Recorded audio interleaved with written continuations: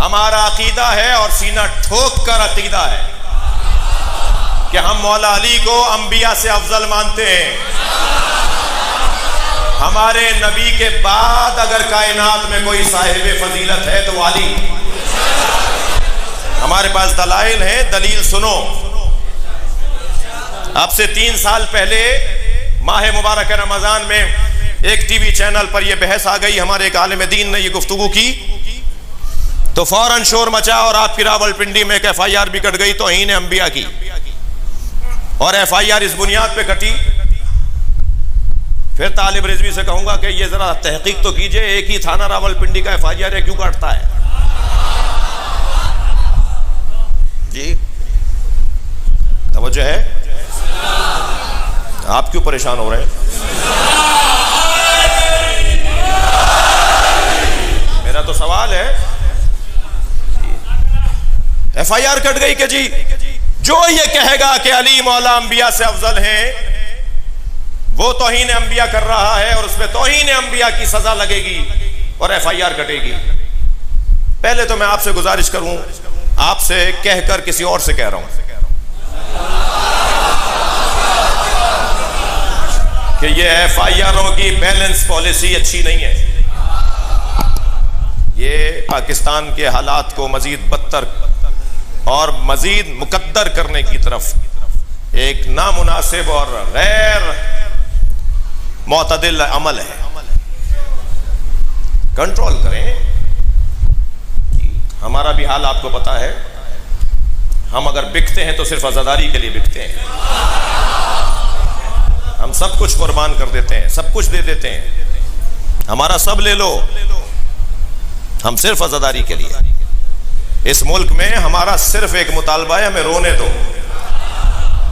ये जो जुलूस पर तबसरे होते हैं ना कि जुलूस नहीं निकलने दो, जुलूसों को रोका जाए, इसका सबब बता दूं?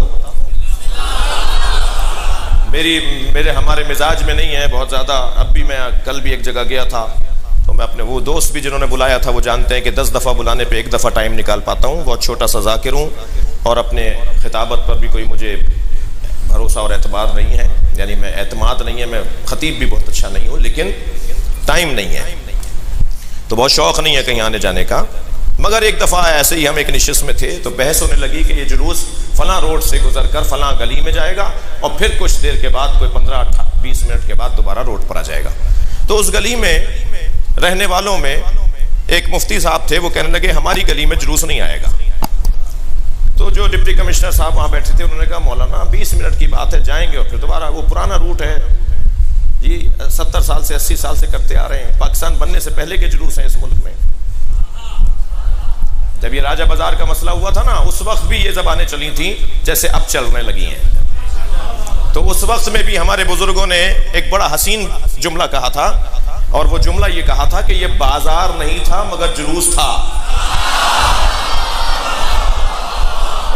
तो अगर तुम्हें किसी चीज को कहीं और ले जाना है तो बाजार ले जाओ, जुलूस नहीं जाएगा। एक बात। दूसरी बात ये कि जब ये कहते हो ना कि जुलूसों को शहर से बाहर बयाबानों सहराओं में कोई जगह दे दो इन लोगों को मातम करने के लिए और जुलूस निकालने के लिए, तो मेरा तो मोटा सा सवाल है, मैंने उस वक्त भी एक रसाने पर कहा था, फिर तकरार कर रहा हूं क्योंकि वो बातें दोबारा दोहराई जा रही हैं। और ये भी मैं आपसे कह दूं कि कुछ ही मुद्दत के बाद पाक फौज के एक सरबराह ने आके बताया कि क्या हुआ था जी, क्या हुआ था। खुद ही काले कपड़े पहनकर अपने मदरसे पे हमला कर रहे थे जी। और आज मैं आपको बशारत दे देता हूं कि ये जो 2 शिकायतें हमसे हुई हैं ना इस मुल्क के अंदर, एक इस्लामाबाद में और एक कराची में, तो आज मैं आपको बशारत देता हूं कि 2, 4, 5 साल से ज्यादा नहीं गुजरेगा वक्त कि सब पता चल जाएगा कि साजिश क्या थी। तुमने कल भी खुद बनाया, पूरा डिजाइन किया, पूरा माहौल बनाया और हमारे खिलाफ माहौल बना दिया, और अब भी तुमने खुद बनाया है और हमारे खिलाफ माहौल बना रहे हो। मैं मोटी सी बात करूंगा मेरे बयान की, इस्लामाबाद की आज आखिरी मजलिस है। खबरदार, अज़ादारी और तशय्यो 2 चीजों के नाम नहीं है। शियत और अज़ादारी एक ही चीज को कहते हैं। जब तुम अज़ादारी पर पाबंदी लगाने की बात कर रहे हो तो तुम सीधा सीधा कह रहे हो तशय्यो पे पाबंदी लगा दो। हम मदरसा नहीं बनाते, अलम लगाते हैं। थक कर नहीं सुनेंगे। हाँ, मदरसा बनाते हैं, कोई गलत फहमी ना हो, मदरसा बनाते हैं, मगर हम चप्पे चप्पे पे मदरसा नहीं बनाते, हम चप्पे चप्पे पे अलम लगाते हैं और चप्पे चप्पे पे अलम इसलिए लगाते हैं कि ये अलम नहीं है, हुसैन का मदरसा है।